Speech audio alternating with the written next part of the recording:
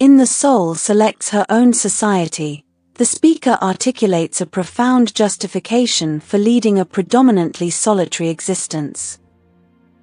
The speaker contends that the soul, symbolizing the speaker herself, instinctively rejects the external world in favor of a self-chosen inner circle. Through this, the speaker extols the virtues of individuality and self-reliance in a society that frequently overlooks these qualities. The speaker initiates her argument by asserting that the soul selects her own society, implying that the soul chooses its own companions.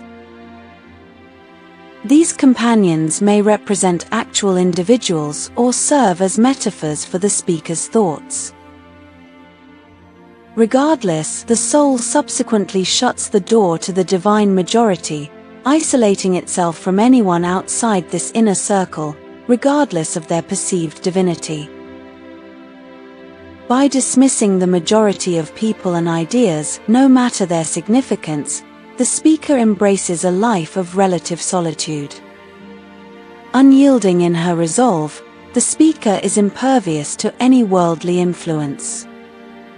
She remarks that the soul remains unmoved by chariots, pausing at her low gate and remains steadfast even when an emperor be kneeling upon her mat. The speaker's refusal to admit even a powerful emperor underscores her true indifference to prestige. Access to the soul's inner sanctum is granted based on the soul's criteria, not society's values.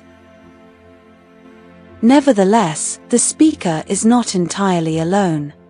At the poem's conclusion, she declares that she will choose one companion from an ample nation before sealing the valves of her attention.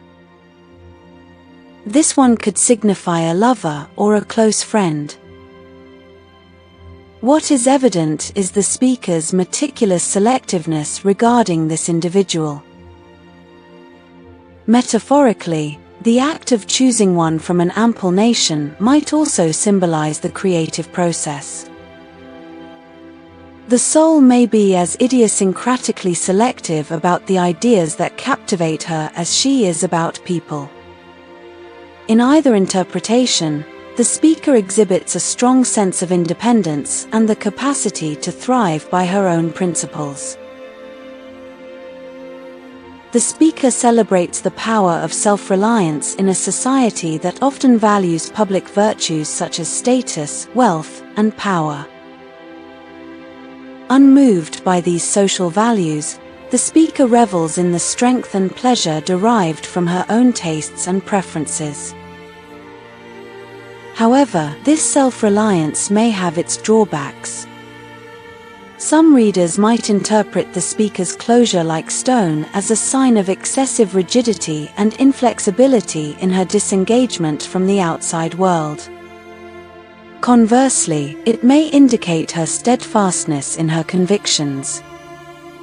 By portraying the soul as distinct from herself, the speaker perhaps shields herself from appearing overly rigid to an uncomprehending audience.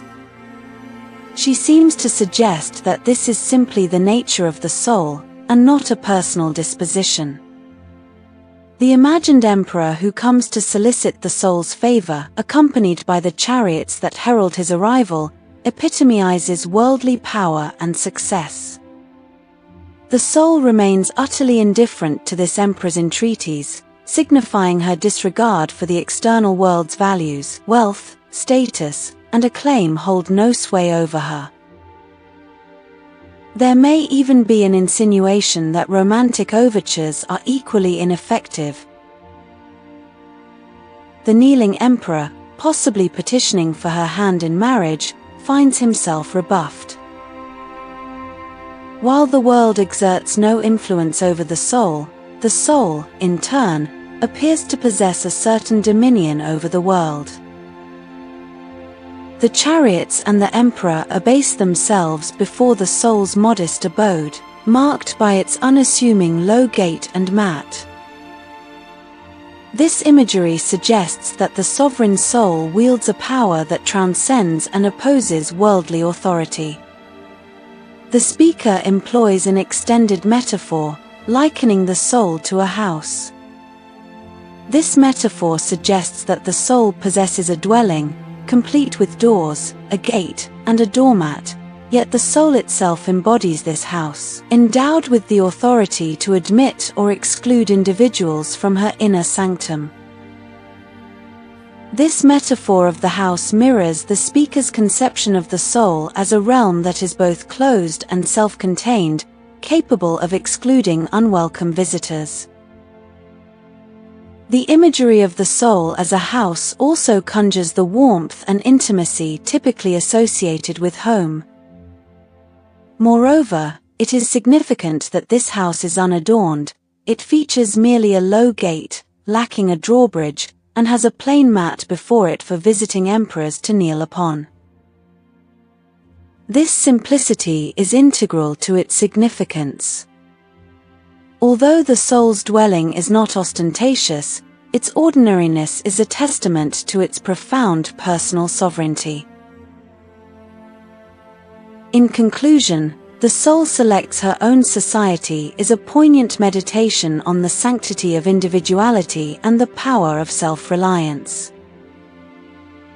The speaker's steadfast refusal to be swayed by external influences, whether they come in the form of worldly power, social expectations, or even romantic gestures, underscores a profound commitment to inner sovereignty.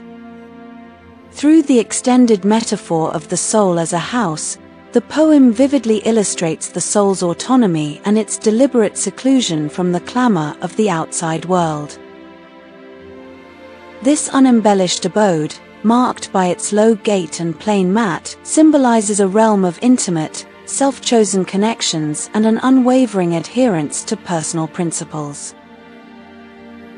Ultimately, the speaker celebrates the strength derived from embracing one's own values and preferences, even in the face of societal pressures. Yet, this self-reliance is not without its complexities, as it invites readers to ponder the balance between steadfastness and potential rigidity. In this intricate dance of autonomy and selectiveness, the poem affirms the soul's transcendent power and its resolute rejection of the transient allure of worldly acclaim.